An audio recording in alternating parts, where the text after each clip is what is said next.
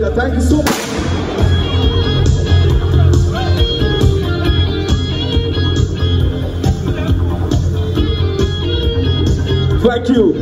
Thank you so much.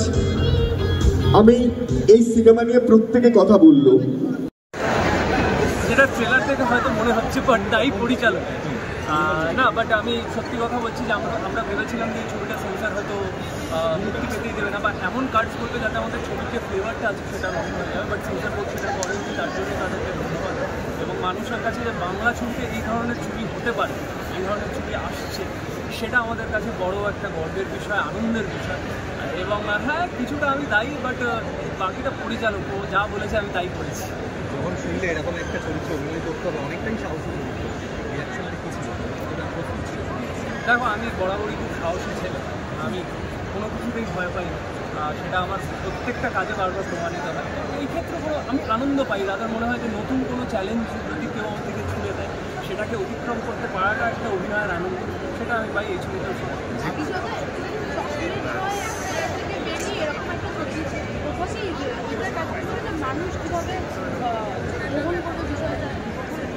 দেখো, এই চরিত্রটাও chocolate boy, কিন্তু খুব মিষ্টি, মানে বাচ্চাদের থেকে সব থেকে মিষ্টি কিন্তু আমাকেই দেখতে পারে। বাট হ্যাঁ, আমি সবসময় বিশ্বাস করি বাংলার দর্শকদের প্রতি আমার একটা বিশ্বাস আছে। হ্যাঁ, হয়তো সময় লাগে, কিন্তু গ্রহণযোগ্যতা ভালো কাজ করলে, অনেস্টি দিয়ে কাজ করলে সব স্কিলসেরই গ্রহণযোগ্যতা হয়। সেটা ভট্টটি হোক, শ্রীকান্ত হোক, সরলাক্ষ হোক বা সচিন হোক, তো আমার মনে হয় আমি আমার অনেস্টি দিয়ে কাজটা করার চেষ্টা করছি।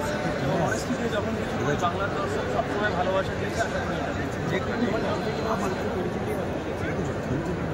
সেটা তো ছবিটা বলবে। 14ই নভেম্বর দর্শক যখন হলে এসে ছবিটা দেখবেন, তখন বোঝা যাবে যে সচিনই আমার পরিচয় হয়নি।